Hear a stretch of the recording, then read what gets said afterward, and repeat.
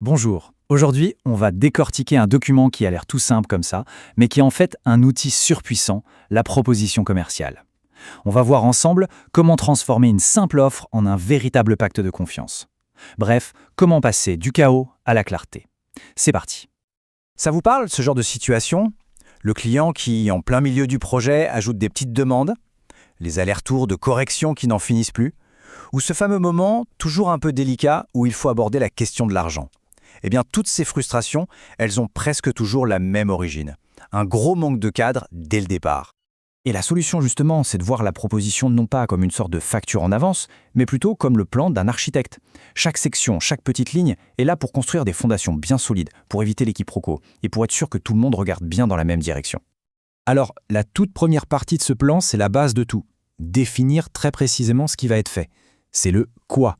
Sans une vision claire et partagée de ce qu'on attend à la fin, le projet part un peu à la dérive. Ici, la précision, c'est vraiment la clé du succès. Ça ne suffit pas de dire « on va faire un document ». Non, il faut préciser le type, le format final, le nombre de pages. Chaque détail compte, parce que chaque détail élimine une potentielle zone de flou. Et au cœur de cette mission, il y a un mot absolument essentiel, les livrables. C'est ça, la preuve concrète du travail qui a été accompli. Quand on définit les livrables, on s'engage sur un résultat qu'on peut toucher du doigt, qu'on peut mesurer. Par exemple, juste écrire PDF, ça ne veut rien dire.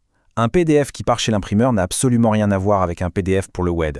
Le premier est lourd, en super haute qualité, le second est tout léger, optimisé. En précisant ça dès le début, on s'évite de grosses mauvaises surprises.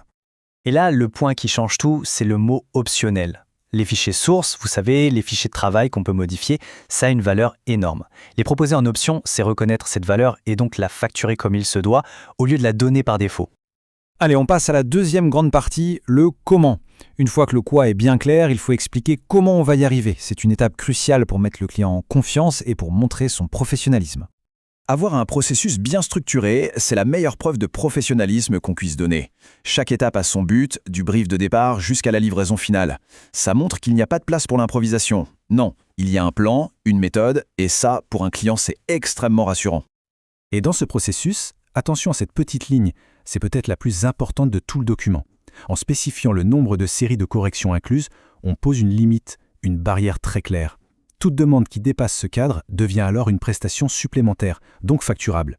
Ça protège le temps et l'énergie. On en arrive maintenant à la partie qui peut paraître un peu sensible, l'argent et les délais. Mais vous allez voir, avec une proposition bien faite, cette discussion devient une simple formalité, parce qu'elle est basée sur la transparence. Regardez ce tableau. Le simple fait de décomposer le coût total en plusieurs postes clairs, ça justifie le montant final. Le client ne voit pas juste un chiffre tomber du ciel, il comprend exactement pourquoi il paye. La mise en page, la création, le tarif horaire pour les extras, c'est cette transparence qui crée la confiance. Et après avoir tout décomposé, il ne reste plus qu'un seul chiffre bien clair et net, le total hors taxe. Pas d'ambiguïté, aucune surprise possible.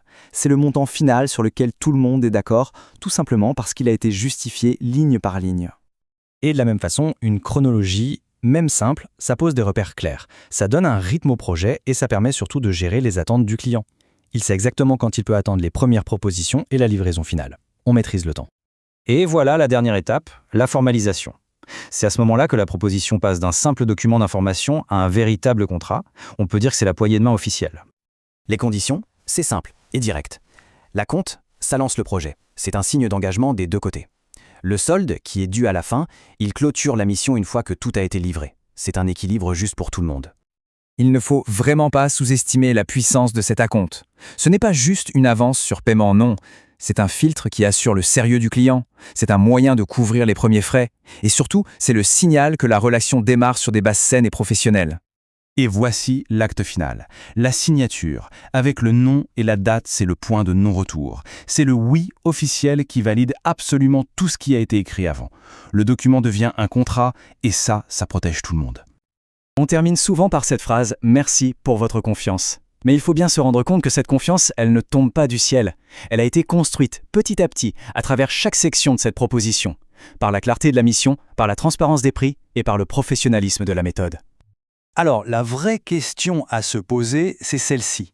Est-ce que la proposition commerciale est vue comme une simple corvée administrative ou bien comme ce qu'elle est vraiment, c'est-à-dire le premier et le plus puissant des outils pour construire un projet réussi et une relation client saine? La réponse à cette question, elle change absolument tout.